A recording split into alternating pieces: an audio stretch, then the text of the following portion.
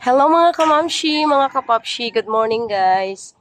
So, ayan na, naglalagay na sila ng mga trusses sa aming porch. Ayan, nasa taas na si Hamlet at saka ang aking pinsan. Naglalagay sila ng dyan, ng C4 lens at saka, ano nga tong Hamlet, ano gining red? Tubular. So, C4 lens at saka tubular yung nilalagay nila dyan. So, ayan na, malapit na. Malapit na sila maglalagay ng color. Yan. So, wini-welding nila dyan. Yan. Tapos, dito naman sa loob, si Manong Junjun naman, ang ating master carpenter dito, ay tapos na rin siya sa aming kisame. So, ayan na guys. Tapos na ang aming kisame. Ayan. So, yung gitna na yan, hindi pa niya nilagyan kasi hindi pa naayos yung ilaw ng electrician. So, antayin pa niya na maayos yung ilaw ng electrician sa kanya lalagyan ng dyan, ng hardiflex. So, dahil tapos na siya sa aming kisame, isusunod naman niya yung kitchen. Kaya, tinatanggal muna nila yung mga kalat dyan para makapag-trabaho siya. So, kasama ng aking brother. So, ayan na, medyo malapit-lapit na talaga kami. Nakakatuwa na talaga dahil ayan na. Ayan, ang matagal-tagal na naming pagtitiis. Ayan, malapit-lapit na. So, dito na sa kitchen. Ayan. Mag-i-start na sila dito. Yan yung mga namin. Yan yung mga tiles namin para naman dito sa sahig namin. Nakabili na kasi kami ng ibang tiles para sa sahig. Pero hindi pa yan kompleto. Marami pang yan. Marami pang kulang. Ayan o. So, lahat ng mga kalat namin, dito muna namin nilalagay sa kabilang kwarto. So, magkakape muna ako. Hindi pa ako nakapagkape. So, makalat ang aming paligid. So, syempre, ganun talaga kapag meron pa tayong construction, no? So, hindi pa ako nakapagkape simula nung pagkagising ko. So, yan lang. Sobrang kalat pa ng aming paligid, guys, no? So, pagpasensyahan nyo na ang aming kalat.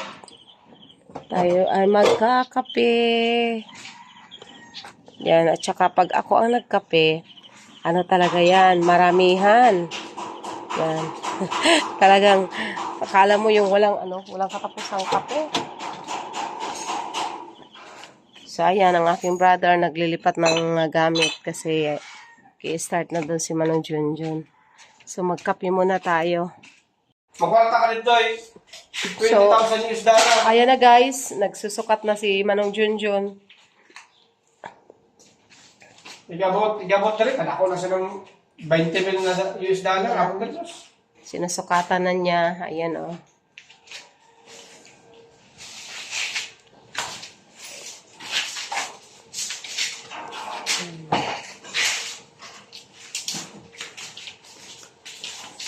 So, ito pala yung yung forma. Dito, ganyan, tas dito, tsaka dito. Parang to, sitong, no? Forma sininong daw, sinong, no? Tama ba? Si.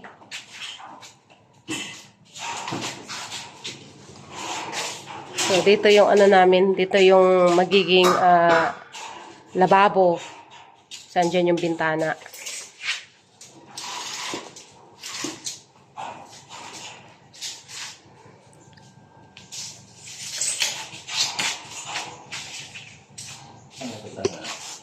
So, ayan na, try na ni Manong Junjun.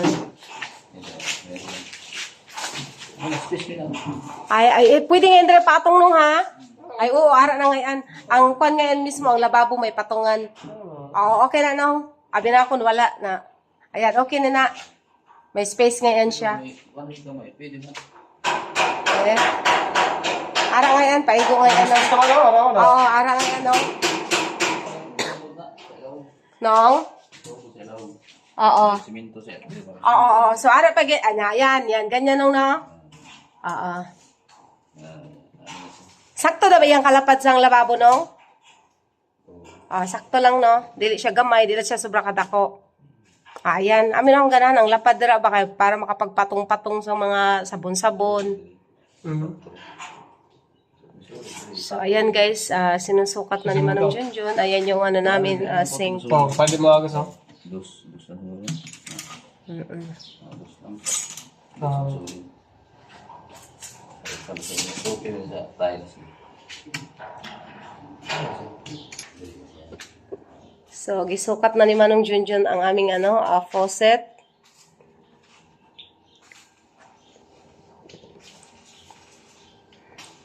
Para make sure nga magtuan siya kanang tuyok ba. So, black nga pala ang color ng aming faucet tsaka sink, no? Kay, okay ra, kay white man ang among kuan, among tiles.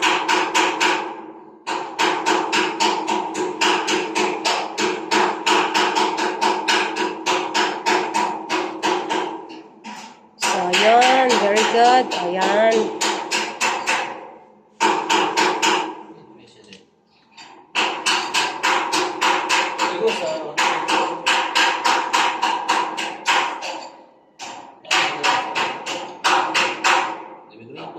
No?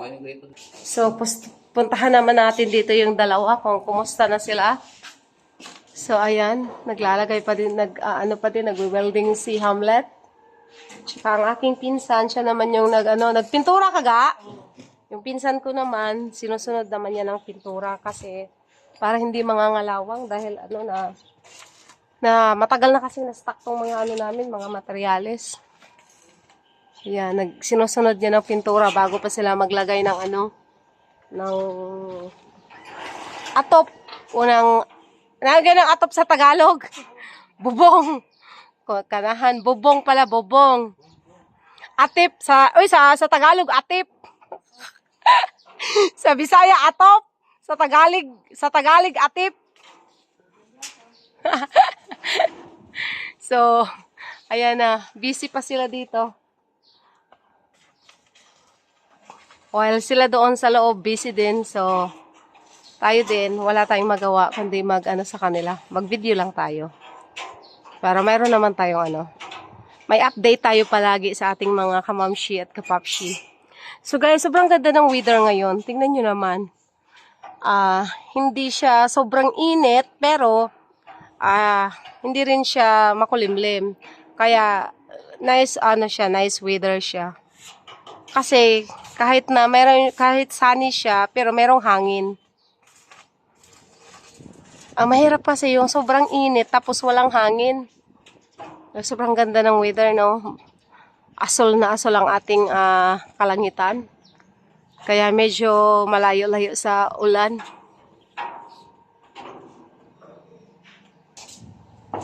So, ayan guys, sinasukatan na ni Manong Junjun yung magiging lagayan ng gas rinse namin dyan para to make sure nga pag naglagay kami ng gas rinse, hindi siya masikip, hindi rin siya sobrang luwang. Yung sakto lang na makapasok yung natin, yung gas rinse. Kaya dapat meron siyang allowance konti na kunwari yung gas rinse namin 60 by 60, meron siyang allowance konti para pagpasok ng ng gas rinse hindi siya masikip.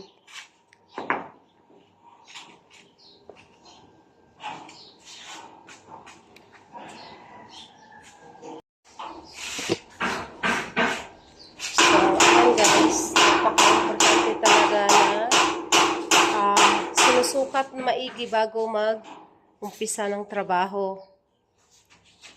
Ayan. Sinusukat talaga maigi ni Manong Junjun. To make sure nga lahat ay naka-make sure lahat.